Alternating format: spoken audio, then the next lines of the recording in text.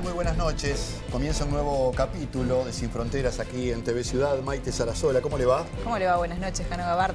Muy bien. Muy bien, muy bien. Y muy interesada en el tema que vamos a tratar hoy. El agua. En los temas. El agua. Nada además, más y nada menos. Nada más y nada menos, muy vinculado al tema de cambio climático. Y también vamos a estar en el tercer bloque analizando un poco lo que pasó en las elecciones de Argentina. Bueno, un tema nada menor, el agua. Hace algunos programas precisamente pusimos el acento en el cambio climático a raíz de la cumbre de COP26 que se desarrolló en Glasgow, que terminó el 14 de noviembre con una declaración que no satisfizo a todo el mundo y que no garantiza el cumplimiento de las metas fijadas en los acuerdos de París del año 2015. Sí, justamente en 2015, además del Acuerdo de París, hubo otros hitos ambientales. En ese caso estamos hablando, por ejemplo, de los Objetivos de Desarrollo Sostenible de la ONU, que bueno, en su ítem número 6, en su objetivo número 6, refieren a garantizar la disponibilidad de agua y su gestión sostenible, así como también el acceso a saneamiento. La meta sería lograr estos objetivos para 2030, pero las señales no son para nada alentadoras. Si bien muchas veces se ha hablado de esto, vale la pena recordar algunas cifras y algunos datos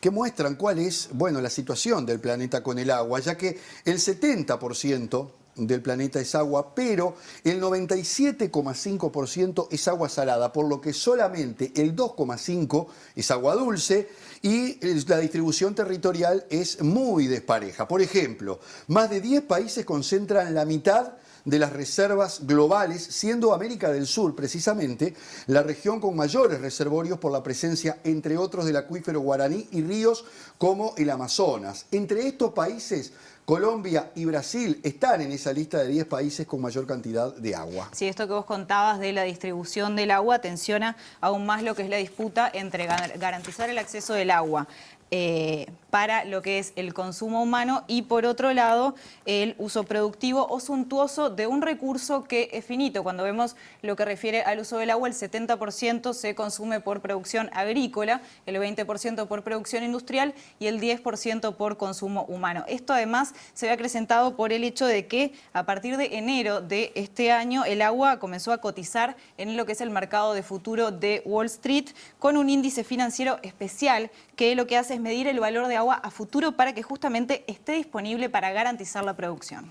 Para entender cómo hemos llegado a esta situación en el planeta, bueno, y cuál puede ser su impacto por sobre todas las cosas, estamos con el investigador del CONICET argentino, José Esteban Castro, que es el doctor en ciencia política por la Universidad de Oxford y tiene una tesis que examinó precisamente la interrelación entre la gestión del agua por un lado y la formación de la ciudadanía en México, un país que ya tiene bastantes problemas con el agua desde una perspectiva de largo plazo. José Esteban, gracias por atendernos, bienvenidos aquí a Sin Fronteras para tratar de entender un poco más de toda esta situación y por qué era esperable que el agua comenzara a cotizar en bolsa como una materia prima más. ¿Qué antecedentes se pueden citar en esta materia?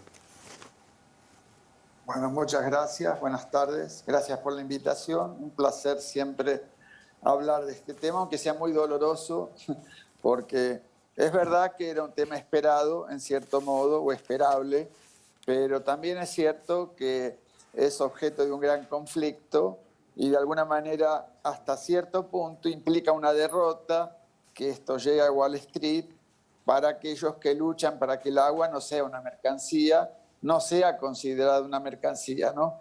Entonces, un conflicto de muy largo plazo. Hay evidentemente antecedentes y algunos de esos antecedentes son preocupantes, ¿no? Que es el caso chileno precisamente. Se habla mucho de mercados de agua y de que el agua es una mercancía, pero realmente no hay muchos ejemplos en el planeta de mercados de agua, en el sentido de mercado capitalista, ¿no? Que por definición implica que en un mercado circulan mercancías que son intercambiadas por sus poseedores, por sus dueños. El caso del agua no es así realmente en casi ningún lugar del planeta, con alguna excepción que otra. El caso de Chile es quizás el antecedente más importante y se debió a que durante la dictadura de Pinochet se creó por lo menos el derecho privado sobre el agua, sobre los ríos, sobre los acuíferos. Se le entregó a empresas y a propietarios privados gratuitamente derechos de agua que en teoría pueden circular en el mercado. Entonces, Chile es el caso que se menciona siempre, ¿no? Y otro caso es Australia.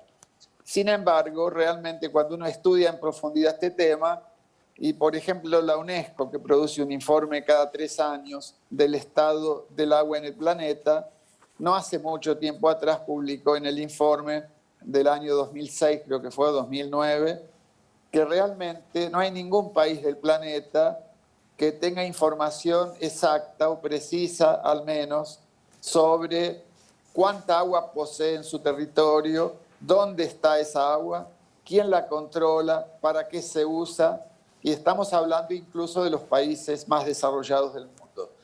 Entonces, como el tema del mercado requiere previsibilidad, de otro modo no puede funcionar, uno tiene que saber, por ejemplo, en el caso del agua, cuánta agua hay, dónde está, quién la usa, para qué la usa. No sabemos eso, no hay casi ningún país que tenga esa información.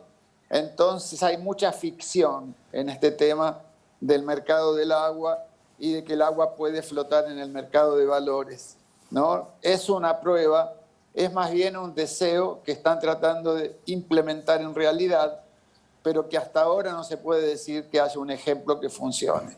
Realmente, obviamente esto es debatible, pero vamos a pensar, por ejemplo, en Inglaterra, un país capitalista, donde el agua, su gestión como servicio fue privatizada en 1989 por Margaret Thatcher. A nadie se le ocurre hablar de que hay un mercado de aguas que flota en la bolsa de valores, simplemente porque no existe, no es así. Entonces, este es un tema que hay que tomar con cuidado, ¿no? Yo provocativamente escribí un artículo hace un tiempo que está por ahí en esa lista de trabajos que ustedes encontraron, donde titulé el artículo "El agua todavía no es una mercancía". Y justamente porque creo que hay que profundizar, es muy rápido para nosotros decir, no, el agua ya es una mercancía. Que nos cobren mucho por el agua no quiere decir que ya es una mercancía, obviamente, ¿no? Hay otros factores, hay otros procesos involucrados. El derecho a cobrar por el agua es a veces como el derecho a cobrar peaje, ¿no es cierto? Es una forma muy fácil de hacer dinero y la privatización ha ido por ahí. Pero no podemos decir que hay mercados del agua funcionando, ¿no? Quizás un día haya, la tecnología quizás lo permita un día, pero todavía yo me animo a aseverar que eso no existe. Eso es una tentativa que se ha hecho, que se seguirá tratando de implementar, pero yo creo que por ahora no se puede permitir que clamen una victoria que no tienen. Al capitalismo le ha sido muy difícil convertir al agua en una mercancía históricamente, por varias razones.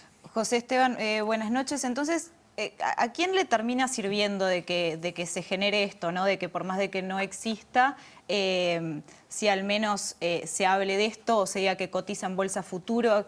¿Quiénes, para poder entender un poquito más, quiénes vendrían a ser los últimos beneficiarios entonces de esto? ¿A quién le sirve? Bueno, uno podría imaginarse, pero antes de responder a eso, podemos decir quiénes estuvieron detrás de todo este movimiento. Hace unos 20 años, creo que fue en 2015, McKinsey, es una empresa que hace consultoría para empresas, para mercados, trabajó junto con empresas como Coca-Cola, Nestlé, pero también con instituciones como el Banco Mundial, para precisamente trabajar este tema. Y ellos trataban de pensar lo que iba a pasar para 2030, ¿no? Entonces, básicamente, el proyecto de generar con el agua una bolsa, o sea, que tenga acciones, que alguien pueda tener, cualquiera de nosotros, acciones de agua en una bolsa, ¿no? De hecho, hay bancos que ya venden ese servicio. Yo no sé si realmente tienen ese servicio en la realidad o son solo publicidades. Yo he escrito sobre eso también. Entonces le dicen, bueno, por favor, inversores, presten atención a la mercancía del futuro, el agua, compre acciones. Entonces, evidentemente eso viene, hay empresas muy importantes que controlan importantes fuentes de agua. Por ejemplo, el acuífero Guaraní de aquí, de Sudamérica, parte de Brasil, Uruguay, Argentina y Paraguay, ha sido un objeto de atención para estas empresas y para otros actores que están muy interesados en controlar el agua dulce que existe en diversos lugares, ciertamente como ya se dijo en América del Sur. Entonces eso está en marcha y ya sabemos que son grandes empresas que venden el agua, se apropian del agua de un modo que no siempre, no existe un mercado. Si uno le pregunta dónde compra la Coca-Cola el agua para luego venderla, como Coca-Cola o como lo que sea, ¿en qué mercado compran el agua esas empresas? La respuesta es sencilla, en ninguno, porque no hay un mercado para comprar agua. Entonces, por ejemplo, hay un ejemplo excelente.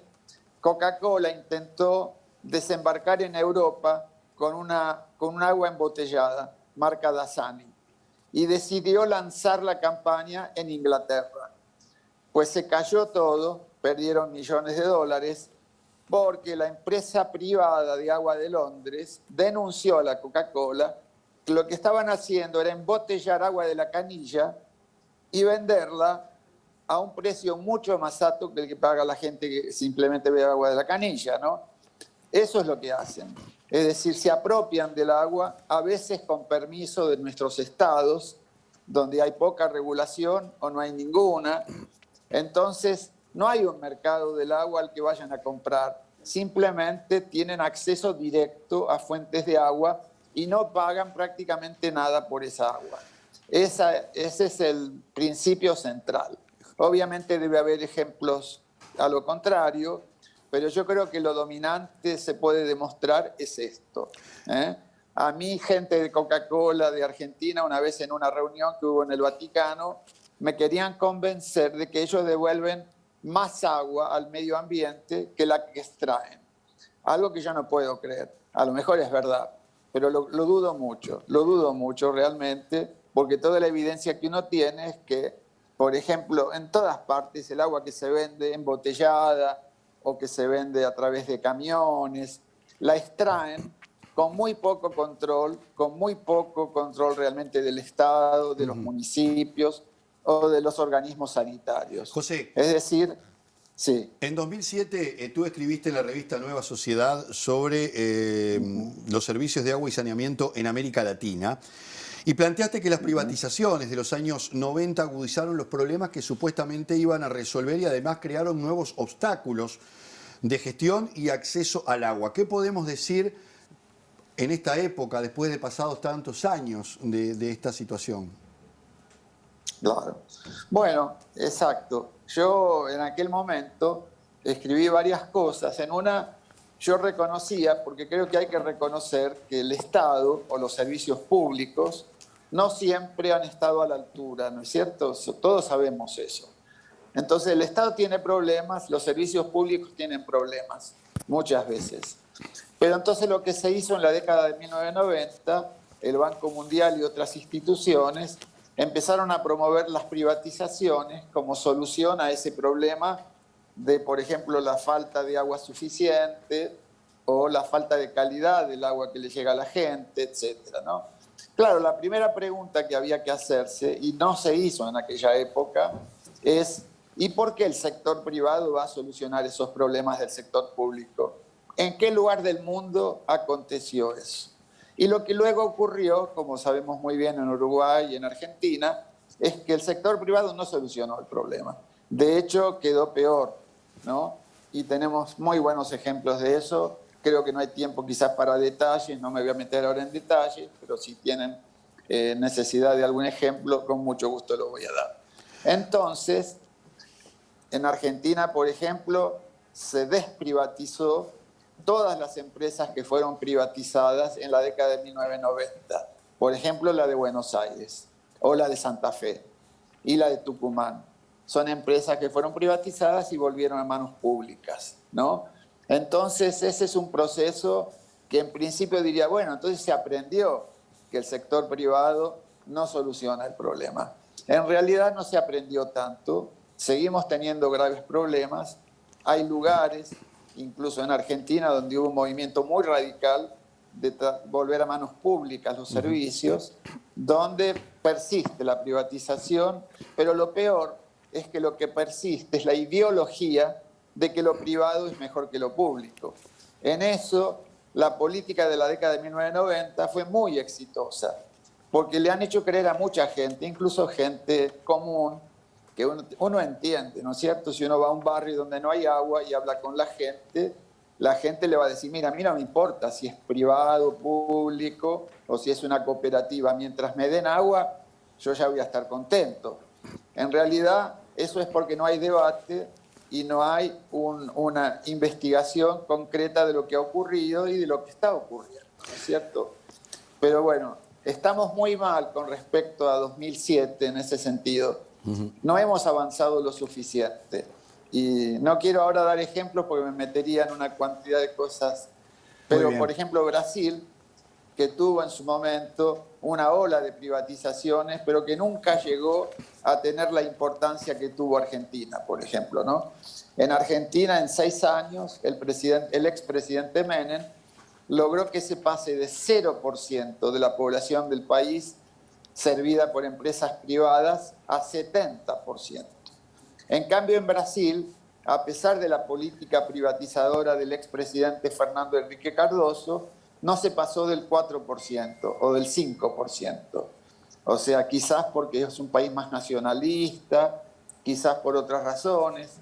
México tampoco tuvo un porcentaje tan elevado de privatización. Tuvo, pero no tan elevado.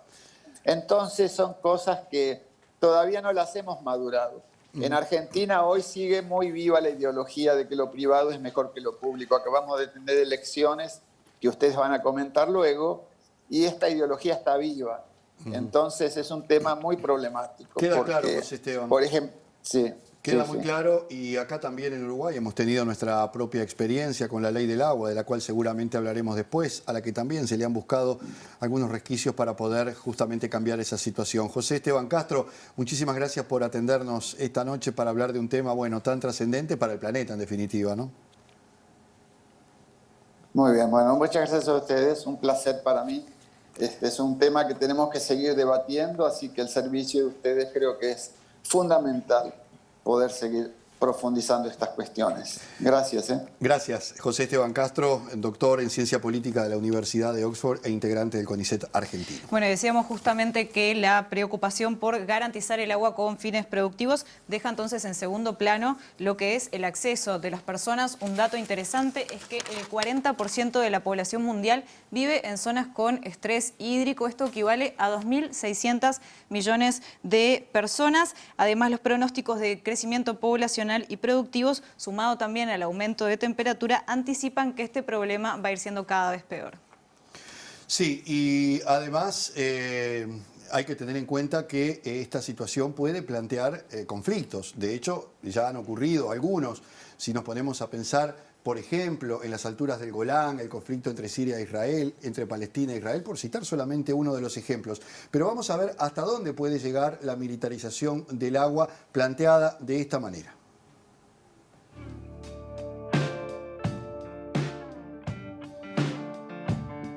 El agua podría convertirse en el foco de mayor conflicto geopolítico del siglo XXI, ya que según Naciones Unidas existen aproximadamente 300 zonas en el mundo en las que se presagian enfrentamientos a causa de la crisis hídrica en los próximos años. Y los conflictos se agrupan en varias regiones del mundo, de los que cabe destacar el existente entre Israel y Palestina, la guerra civil en Siria, la disputa entre Bolivia y Chile por las aguas del Silala, el conflicto del Tigris y Éufrates entre Turquía, Siria e Irak, la cuenca del río Zambeze entre Mozambique y Zimbabue, o el conflicto del Nilo, por nombrar solo algunas de las situaciones planteadas.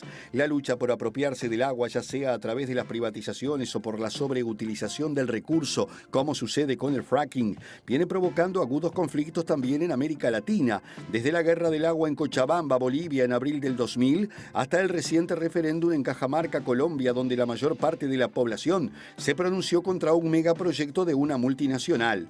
Precisamente las multinacionales de la minería, el agrobusiness y la generación de energía desarrollan una carrera por las fuentes de agua para arrebatársela a las comunidades campesinas, generando conflictos que terminan con la vida de líderes sociales o ambientales, o situaciones como las que se plantean en Chile, donde el agua está privatizada.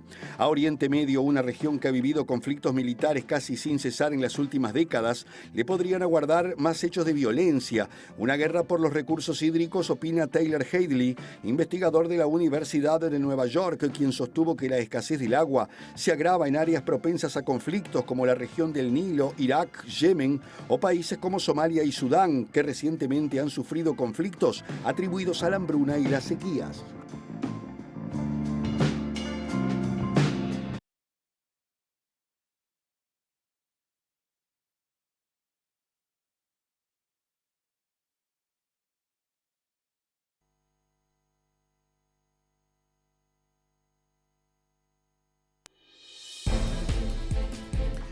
Bien, y así teníamos una síntesis de lo que pueden ser las hipótesis de conflicto vinculadas al agua.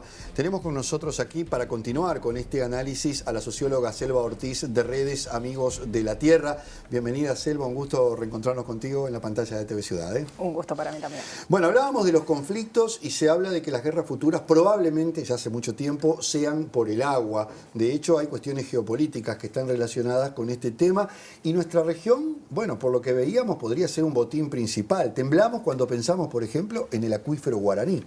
Bien, de esa disponibilidad que veíamos en el tape anterior, tenemos que tener en cuenta que el 26% del agua disponible está en América Latina, la tenemos en América y tenemos solamente el 6% de la población. Por lo tanto, es uno de los lugares donde más focos van a poner en eso.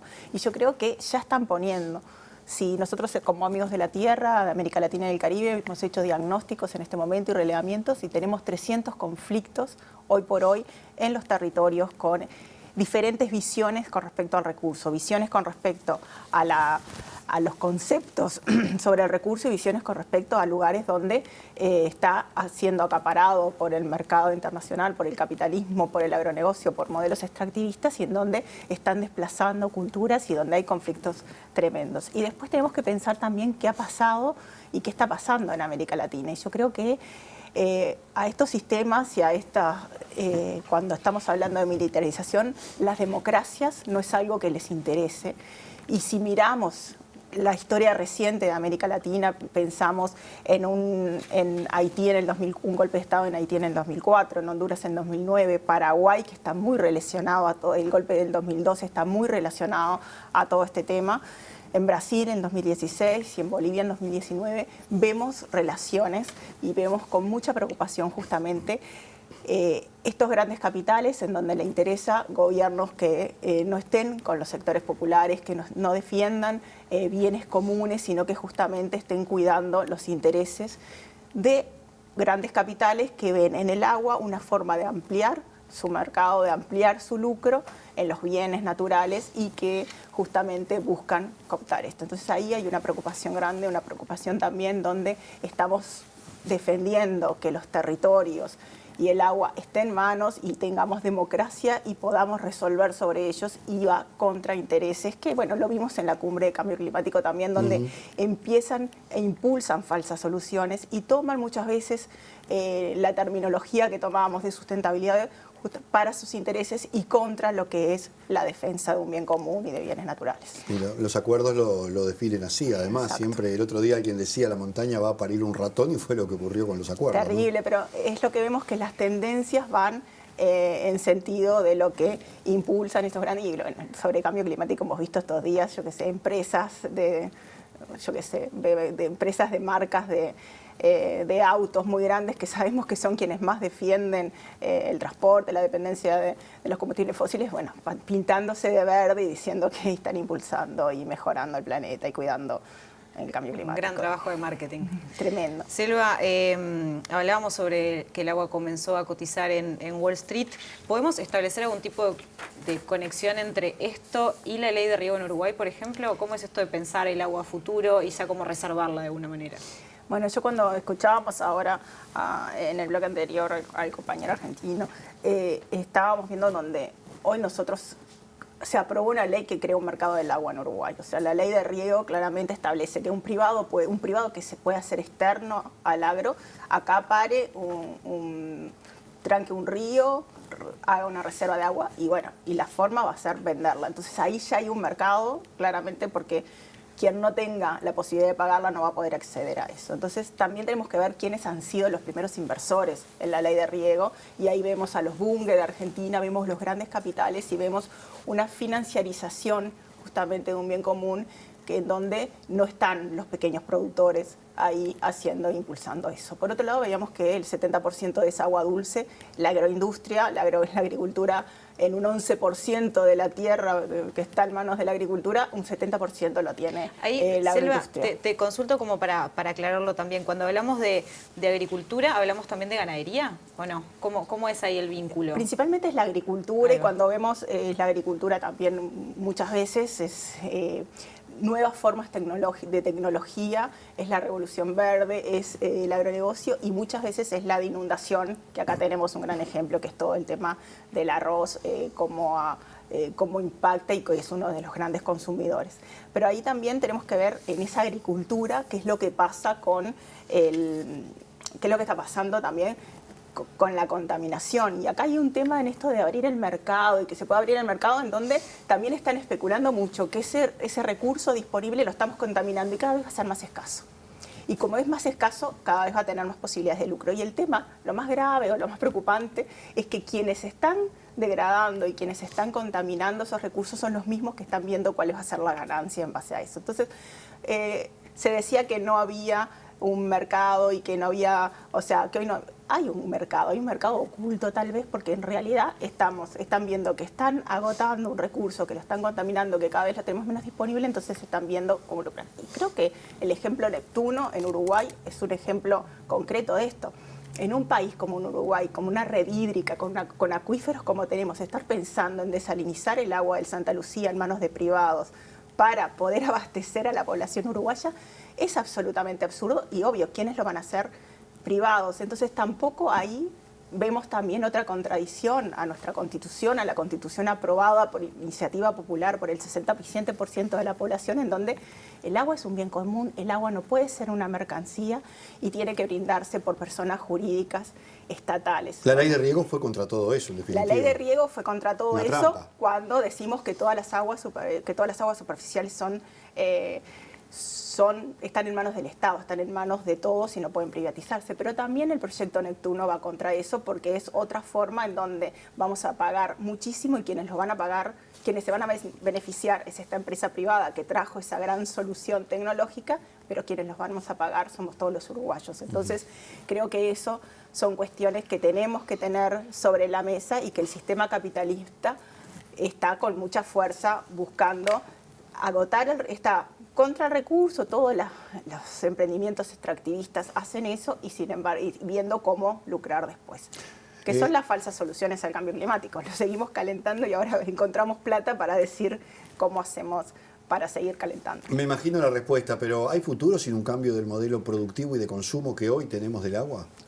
Tendríamos que tener unos cuantos planetas más para que hubiera futuro si seguimos en esta misma línea. Y ahí pensemos en Uruguay. En el 2006 hubo 6 eventos de cianobacterias. En el 2016 hubieron 81 eventos de cianobacterias. Entonces acá vemos cómo lo que estamos haciendo en el territorio nos cachetea, porque no podemos seguir cerrando, pero no hacemos nada para revertir los procesos que llevan a esa contaminación. La Cuenca del Plata es un gran ejemplo, el Paraná hoy está casi seco. Tenemos problemas en la contaminación de peces, en el problema de eutrofización en todo nuestro territorio, y sin embargo no vemos políticas con respecto a eso. Y el acuífero guaraní, que tanto lo hemos nombrado, para nosotros desde hace 20 años es una preocupación. Es el área, es una de las zonas la zona de recarga en Uruguay que tenemos del acuífero guaraní, es toda la zona de Ribera, Tranqueras, las nacientes de la cuenca del río Tacuarembó Grande. Es la zona más forestada, no hay ningún estudio que analice eso, no hay ninguna. Hemos tenido minería de oro, sobre la zona de recarga, aunque haya una isla basáltica que lo proteja, pero sin embargo nosotros venimos afirmando que son tierras de prioridad forestal, la presión de UPM2 sobre esas tierras se está haciendo. Estuvimos este fin de semana en un encuentro de mujeres rurales en Ribera, viendo justamente el impacto en pequeñas productoras que tienen los agronegocios y con gente del otro lado. Entonces la Universidad de la República nos presentaba el uso del suelo en los departamentos con frontera seca con Brasil y en Don Pedrito, en todos los departamentos justamente o las provincias del otro lado. Entonces ahí veíamos cómo el agronegocio sojero está con una fuerza tremenda, cómo ha cambiado el uso del suelo en las últimas décadas, y en Uruguay exactamente lo mismo, pero con agricultura intensiva y forestación. Entonces ahí vemos cómo en esta zona de recarga del acuífero estamos haciendo una presión, un cambio del uso del territorio muy grande, una concentración en pocas manos del territorio, porque bueno, lo que vemos en Uruguay se da en otros países en donde vemos que los pequeños productores, los pequeños y medianos, en una evolución del 51 al 2011, han bajado de que en el censo agropecuario del 51 era un 42% los productores que eran productores pequeños, y en el 2011 bajó a un 27,32%. Y ahí desaparecieron en los últimos años muchos pequeños productores, que es hacia donde tenemos que pensar y mirar, porque el 70% de la alimentación de la población del mundo, el 70% de la población mundial le dan de comer los productores familiares, los productores campesinos, el campesinado, no la agroindustria, no el agronegocio. Entonces, eso es muy importante cuando hablamos de soberanía alimentaria y cuando hablamos también de quién nos va a dar de comer, y si seguimos invadiendo, agotando tierras y bienes como el agua por estos grandes capitales y este agronegocio, estamos poniendo muchas cosas en juego, entre ellos la soberanía alimentaria y la seguridad alimentaria, y también el acceso a el derecho humano al agua, que fuimos el primer país que lo puso en la Constitución en el 2004 y que luego en el 2010 Naciones Unidas lo pone como uno de los derechos humanos fundamentales, pero que vemos que tiene un gran riesgo en este momento. Selva, hablas de que hay varios países que comparten ciertas problemáticas, por ejemplo, con el tema de los productores familiares. El rol de las organizaciones de la sociedad civil en la defensa del agua es clave. ¿Se trabaja a nivel regional coordinadamente? ¿Cómo es esto? Bien, la jornada social continental, en donde muchas organizaciones populares están trabajando y resistiendo estos modelos. También hay organizaciones como el MAR, que es una organización donde hay una lucha contra grandes emprendimientos, por ejemplo, las grandes represas hídricas, y donde hay justamente propuestas de cómo revertir y cómo cambiar estos usos de tierra. Yo creo que son claves la resistencia que venga desde los sectores populares. Para nosotros la justicia ambiental y social van de la mano, no podemos dividir eso, y también la defensa de la democracia. Entonces creo que ahí tenemos temas claves que tenemos que, como sociedad, discutir, pensar estos bienes comunes qué está pasando con ellos y cómo revertimos, y también para nosotros todo lo que es la defensa de la producción familiar, de la producción agroecológica, el Plan Nacional de Agroecología, que hoy está en este mismo juego de que el sistema capitalista está intentando cambiar el lenguaje y cambiar lo que es un Plan Nacional de Agroecología y ponerle esa mirada mercantil, esa mirada industrial, esa otra mirada. Creemos que defender el interés de los pueblos con justicia ambiental y justicia social es clave. Muy bien, socióloga Selva Ortiz, integrante de Redes Amigos de la Tierra, gracias por acompañarnos esta noche. Muchas gracias. A ustedes. Y bueno, seguimos ahora con el segundo bloque de Sin Fronteras. Nos va a acompañar como siempre Álvaro Padrón y seguimos metiéndonos en el tema agua.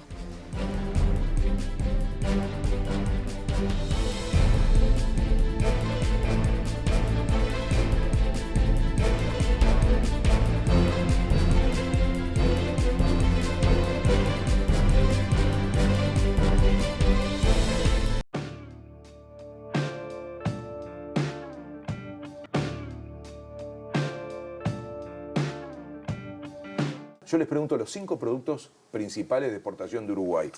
Celulosa, o sea, eucaliptus, transformados, carne, arroz, soja y lácteos. ¿Saben que no? El primer producto de exportación de Uruguay se llama agua dulce. Todos estos productos que yo nombré son intensivos en consumo de agua dulce. Y esto no es casualidad. En China es exactamente al revés. No producen más nada que consuma agua dulce porque tienen claro que se va a acabar y que va a ser probablemente el petróleo del futuro, o por lo menos lo más caro.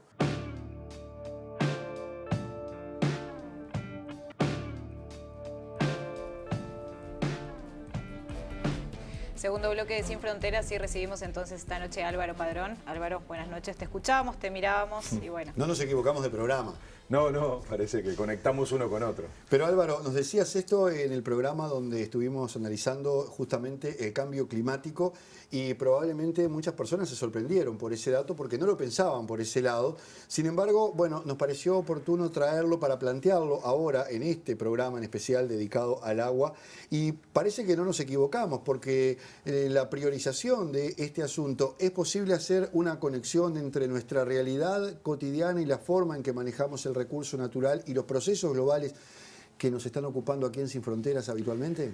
Y yo creo que sí, que es posible y diría más, es necesario, es imprescindible. Digamos que no hay forma, si no tomamos conciencia individual, colectiva y a varias escalas, va a ser muy difícil resolver esto. No estamos viendo algo ajeno a nuestra vida cotidiana, así que esa conexión es clave y yo creo que dos excelentes entrevistas tuvimos recién que entre otras cosas demuestran que este no es un problema técnico, ni una consecuencia natural. Que alguno puede decir, no, qué mal las cosas en la naturaleza. No. Acá esta es una cuestión política. Este es un asunto político. Y yo creo que es muy importante ponerlo así porque hay que darle conducción política. Porque si no, uno cree que esto no tiene control, que esto está ocurriendo por la naturaleza o porque hay aspectos técnicos. No. Esta es una decisión de la política en el sentido más amplio, con mayúscula, digamos. Y hay que darle gobernanza política. Hay que hacer que tenga conducción política. No va a ocurrir sola la solución, porque vamos camino a lo peor. Entonces, tiene que haber una decisión política, tiene que haber voluntad política para cambiar esto. Y esa voluntad política tiene que expresarse a niveles nacionales, acabamos de hablar, ¿no?, de esa cuestión con la invitada anterior, con Selva, también tiene que tener escala regional y tiene que tener escala internacional. Por eso conecta tanto con el enfoque que siempre tenemos aquí en Sin Fronteras. Pero lo fundamental también se dijo acá, hay que sacarle la lógica de mercado a este tema, hay que sacarlo del mercado. Después fue polémico, ¿no?, el tema de si hay o no mercado, pero lo que sí coincidieron ambos entrevistados es que se intenta imponer en esta dinámica, en el uso del agua, una lógica de mercado y el agua no es una mercancía y esa es la definición fundamental. Entonces, si se dice es un derecho humano, es un bien común, la clave es justamente que no es una mercancía y que por lo tanto tiene que ser administrado desde el sector público. Y recién se mencionaba, Selva lo decía, el caso uruguayo fue muy bueno, que tuviéramos un plebiscito, nada menos que un mecanismo democrático de consulta popular, octubre del 2004, y que el 65% de las y los uruguayos decidieran hacer una reforma constitucional y poner este tema en la Constitución, o sea, el documento más importante del país. Ahora, no alcanza. Porque decía hace un minuto que aunque tengamos la mejor regulación nacional, esto ya no es un asunto solo de un país. Y porque la naturaleza además no respeta la arbitrariedad de los seres humanos de haberle puesto límites al territorio. Entonces, el acuífero guaraní está repartido entre muchos países, por lo pronto una de las tres. cosas que se plantea es que, por ejemplo, la crisis del agua es una crisis de gobernanza, en realidad, Exacto. que no es un tema de recursos, sino de mala gestión. Exactamente, ese es un punto clave, porque si no lo ubicamos así, lo vamos a resolver mal. Entonces, tiene que haber una política regional, para justamente atender ese recurso en su lógica regional. El acuífero guaraní nos ayuda muchísimo a entender eso porque está debajo de nuestros países y por lo tanto cualquier país que haga una cosa va a afectar al otro. Entonces o hay una coordinación o no hay arreglo. Y también tiene que tener una lógica global que no es solamente la lógica de los acuerdos. Porque todos estamos mirando, aun cuando nos frustre, esta mecánica de los acuerdos, el Acuerdo de París, la reciente decisión, la decisión de la ONU de los Objetivos de Desarrollo Sustentable, que es el capítulo 6, que habla del agua. Eso es una parte muy importante, pero luego hay otra parte que se tocó en las entrevistas, que tiene que ver con la División Internacional del Trabajo, que es, ¿dónde se produce qué? Porque esto no es neutro en relación al recurso agua y yo creo que ahí vuelve algo que hemos hablado mucho en nuestros programas, el norte rico, desarrollado y el sur pobre.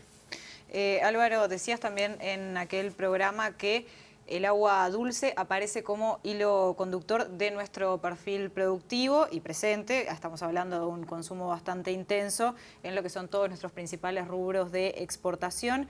Entonces, ¿estamos hablando del agua como un componente estructural de nuestra economía en realidad? Totalmente. Porque no hablamos de que exportamos agua, No. pero era justamente lo que vos planteabas. Bueno, ahí estaba un poco el gancho, ¿no?, con el tema, porque en realidad no se nota, pero lo es. Entonces, yo creo que totalmente se trata de nuestro eje estructurante de nuestra producción Y por eso lo asocio a lo que decíamos recién, que más allá de los acuerdos hay otra dimensión que tiene que ver mucho con el comercio y la producción, en donde se va marcando esa matriz. Entonces, decíamos, ¿no? Celulosa, soja, carne, arroz, lácteos. Y ustedes decían un dato que es impresionante, ¿no? 70% del agua se usa para el sector agrícola en América Latina, el 20% para la industria y el 10% para el consumo, digamos, doméstico. Esa ecuación nos demuestra que hay el 90% es para la producción. Entonces, si nosotros nos dedicamos a producir cosas que tienen un consumo intensivo de agua, eso tiene que ver con que una parte del mundo la está cuidando y otros la estamos gastando de más. Y yo agregaría, porque esta es otro debate clave, ¿cuánto pagan por gastar eso? ¿Cuánto pagan lo mismo? ¿Está bien que por tomar agua en nuestras casas, por bañarnos, paguemos lo mismo o incluso bastante más que proporcionalmente pagan los sectores que consumen ese 90%? La industria sojera, por ejemplo. Y que además, como decía Selva, la contaminan el agua. O sea, hay una mezcla, hay una combinación perversa. Porque para poder producir, al mismo tiempo se contamina vía los agrotóxicos y demás. Y esto lo entiende todo el mundo, porque mi generación tomaba agua de la canilla y ya no pasa. Entonces, se alimenta la otra industria, que es la del envasado de la bebida o la venta de los purificadores, los filtros. Es decir, empieza a ser cada vez más cara. Entonces, yo insisto mucho en esto de entender que también hay una matriz productiva, comercial, y que el mundo se organiza un poco de esa manera, entonces nos deja para nosotros, aun cuando tengamos y podamos decir estamos tranquilos porque tenemos mucha agua, pero en realidad la estamos malgastando, además de contaminarla y demás, y no le estamos poniendo el valor, porque en todo caso ese valor se lo están llevando empresas, generalmente del norte.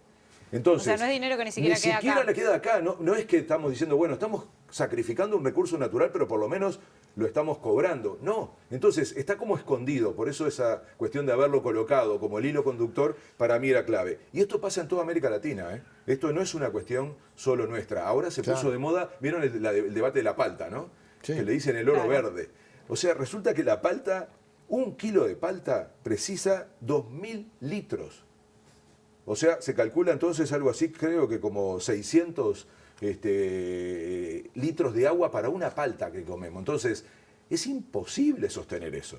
Entonces ya hay una movida internacional para poner esa cuestión, pero claro, la palta es en Chile, ¿no? Es un debate ahora justamente por la reforma constitucional. Lo mencionamos el otro día. Entonces, lo que quiero decir es el papel que nos tocó a América Latina en el mundo. O sea, nos están usando para eso, nos estamos dejando usar para eso. Ajá. Y yo diría, no separemos eso de las estrategias mundiales de producción y comercio.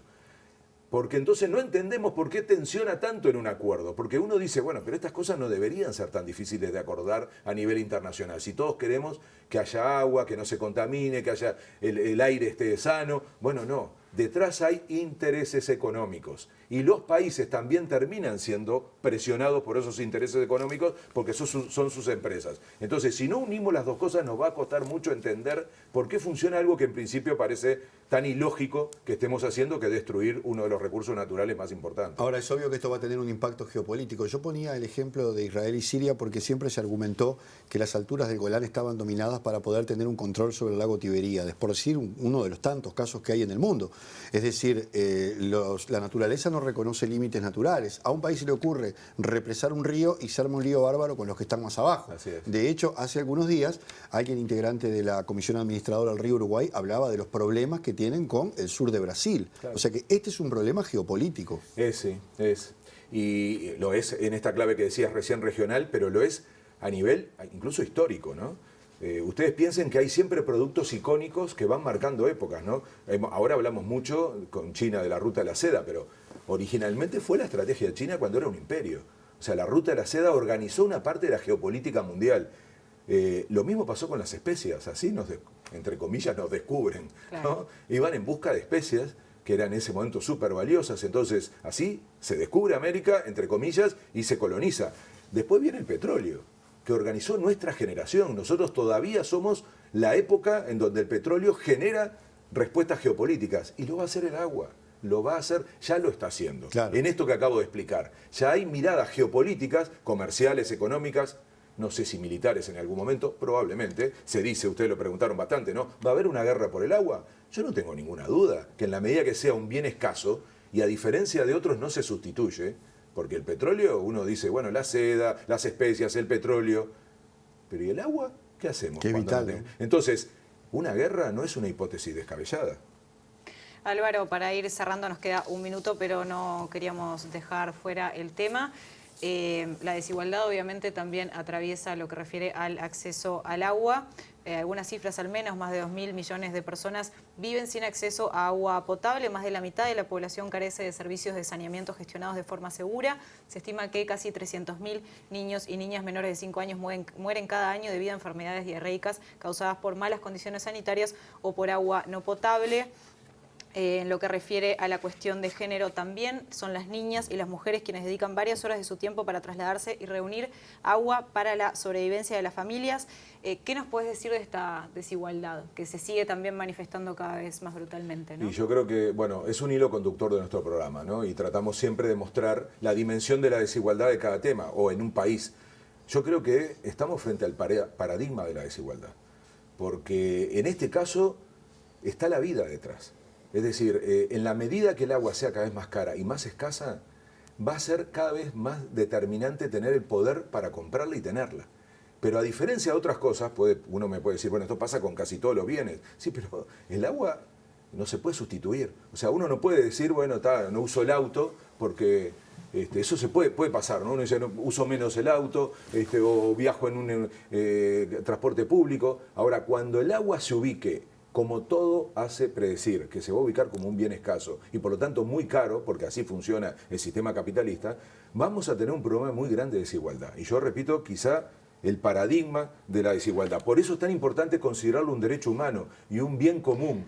Que Entonces, un dato interesante en eso, perdón que te interrumpa, No. es que no estuvo en la Declaración de los Derechos Humanos en 1948. El derecho al acceso al agua en realidad vino bastante después. O sea, había una mirada muy occidentalista de dar por sentado de que todas las personas tenían acceso al agua cuando esto no era así. ocurría, claro. No, son todas cuestiones que se fueron colocando en la medida que se avanza en interpretar el problema. Y lo que hay que entender es que se agrava. Yo insisto mucho que se trata de la vida. No es un tema de riqueza o pobreza. Entonces no puede nunca estar dependiendo de si se tiene plata o no. Es un bien transversal además a toda la forma de vida. No se trata solo de la vida de las y los humanos. Tiene que ver con la alimentación, con el resto del planeta. Y a mí me importa terminar con algo.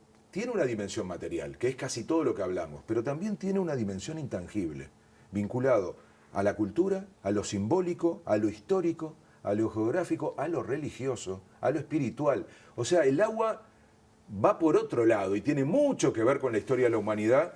Así que yo diría, cuidado con esto de no poner el agua como un asunto estratégico. Creo que hacemos una contribución al haber puesto este programa, pero vieron que poco que se habla, ¿no? Después del plebiscito, la ley de riego, es como que el tema desapareció. Entonces miramos permanentemente si nos va bien en la venta, si TLC para allá, para acá, y este tema parece ir desapareciendo. Es como que el agua se nos escapa entre las manos, ¿no? Lo miramos poco. Bueno, Álvaro Padrón, muchas gracias. Cerramos acá el tema agua y bueno, volvemos ahora en el tercer bloque de Sin Fronteras, ya metiéndonos en lo que fueron las elecciones en Argentina. Ya venimos.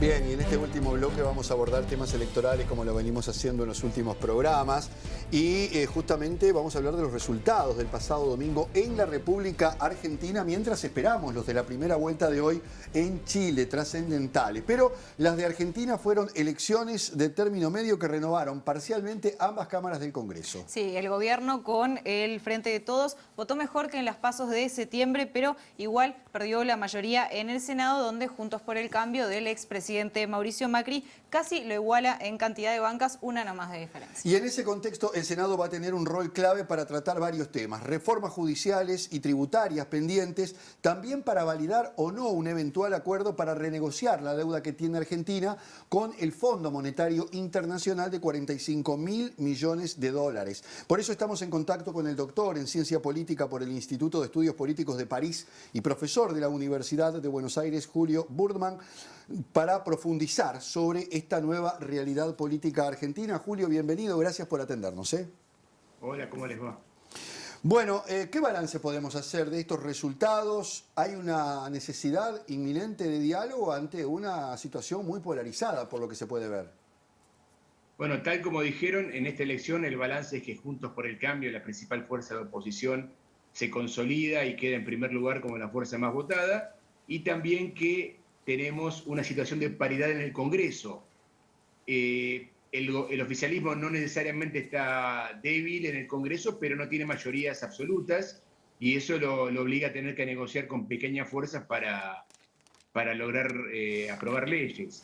De todas las cosas que mencionaste, la más urgente y la más importante también es el acuerdo con el Fondo Monetario Internacional, que debería firmarse en los próximos meses, debería ser entre fin de este año y el primer trimestre del año próximo, para que Argentina pueda volver a ponerse en agenda con los vencimientos que vienen. Argentina, como bien mencionaste, tiene una deuda muy grande con el FMI, la más alta que tuvo el organismo jamás con ningún Estado soberano, y para Argentina es muy importante lograr el acuerdo porque, o sea, más bien todos suponemos que el acuerdo se va a lograr, pero es importante lograr un acuerdo que sea sustentable. Argentina pidió pagarlo en 20 años, el Fondo Monetario quiere 10 años, seguramente se tendrá que negociar una cifra punto medio. Por otra parte, vos mencionabas el acuerdo en el Congreso. Yo ahí creo que Juntos por el Cambio va a acompañar al oficialismo en el acuerdo que se lleva adelante, aunque después no sé si va a estar tan interesada la coalición opositora en respaldar los ajustes económicos que van a estar implicados en este acuerdo, ¿no? Julio, buenas noches. Después de las PASO, en Revista Anfibia, tú escribiste un ensayo que se llama Pérdida y Desorden, en el que decías que es posible que se esté dando una crisis del peronismo como actor de referencia de la política argentina. Después de estos resultados de estas elecciones de medio término, ¿seguís pensando lo mismo? ¿Es algo que se ratifica con estos resultados o cómo es la situación? Bueno, es cierto que el Frente de Todos, que está integrado mayoritariamente por el peronismo, tuvo una recuperación moderada, tampoco es que pasó al primer lugar. Sin embargo, lo nuevo de la política argentina es que esta vez hay una única fuerza que expresa el peronismo. Siempre había más de una. Había una suerte de peronismo oficial y uno disidente. Y la sumatoria de esos dos peronismos daba un 50% de los votos. Eso fue lo que pasó en todo el siglo XXI. A veces más del 50%. Llegó hasta sumar el 60% del conjunto de las fuerzas peronistas o neoperonistas. En esta situación tenemos que un tercio del país acompañó a la fuerza peronista unificada, y esa situación es novedosa porque muchas veces el peronismo oficial tenía algún otro partido peronista con el cual negociar y formar mayorías. En esta oportunidad queda un peronismo menguado políticamente y, por el contrario, una oposición que hoy tiene una base electoral más alta. Así que esto da señales de que podríamos estar ante un cambio de tipo estructural en el sistema partidario argentino. ¿Qué efecto puede tener, Julio, justamente la interna que se ha dado en el gobierno? Sobre todo salió a la luz después de las PASO, donde se vio que había fricciones entre Alberto Fernández y Cristina Fernández. ¿Eso qué efecto ha tenido, qué efecto puede tener a futuro, pensando justamente en las elecciones del 2023, donde, de no aparecer otro candidato, Cristina Fernández aparece como posiblemente la que se presente en esas elecciones en nombre del peronismo? La relación entre Alberto Fernández y Cristina Kirchner es desigual, porque Alberto Fernández es el presidente, pero Cristina Kirchner es la líder de la coalición. Y justamente cuando el voto del peronismo se ve menguado, la fuerza de Cristina Kirchner aumenta, se centraliza el cristinismo, porque lo que queda, ese 30 y algo %, se parece mucho al núcleo duro cristinista. Por lo tanto, yo creo que la presencia de Cristina Kirchner sigue siendo central, que no existe la posibilidad de un albertismo, de un Alberto Fernández sin Cristina Kirchner, y por eso creo que más que una interna, lo que tenemos es una suerte de desacuerdo en algunos aspectos, porque Alberto Fernández posiblemente represente una visión más moderada, más centrista de la política.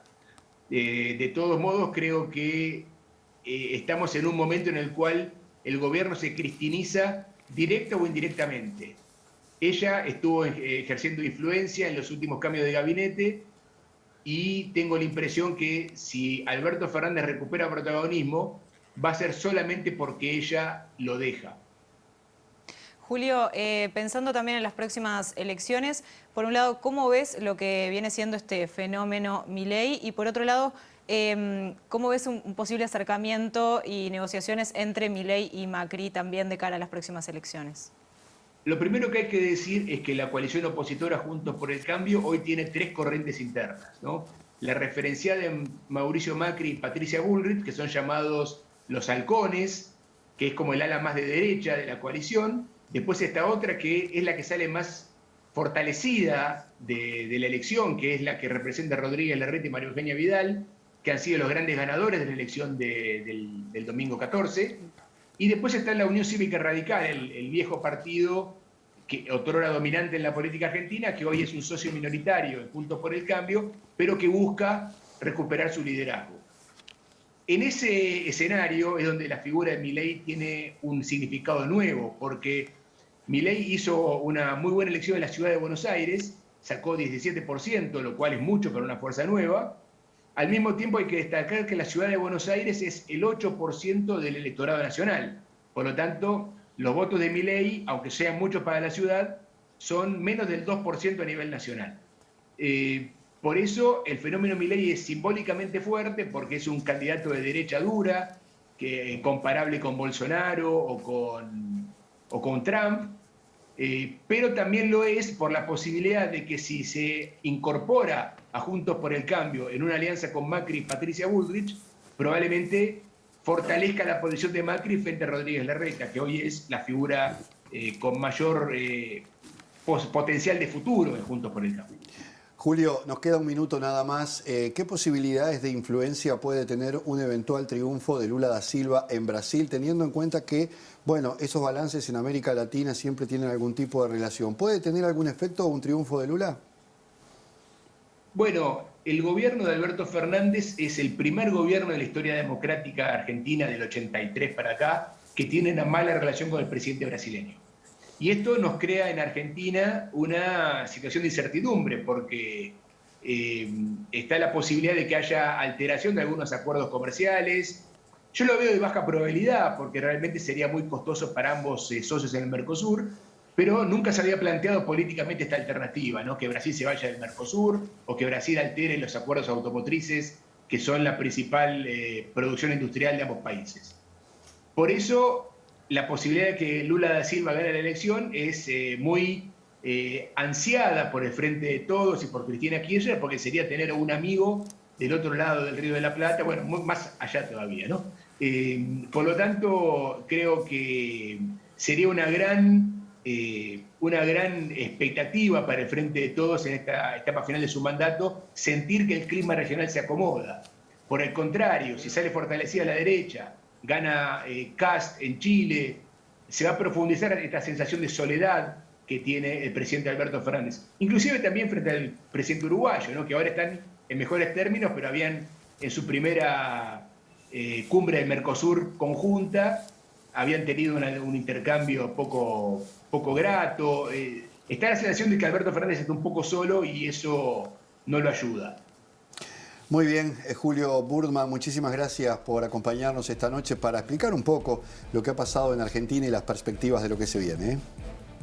Gracias a ustedes. Muy bien, y nosotros vamos terminando nuestro encuentro del día de hoy y ya podemos prometer algo de lo que vamos a tener el próximo domingo. Sí, el próximo domingo vamos a estar metiéndonos con las potencias y también con las elecciones en Chile, así que sí, bueno, completo. Vio que se lo dije a usted, que le gusta anunciarlo, ¿no? Muy bien, muchas gracias, Gabard. Nos reencontramos el domingo. Buenas noches.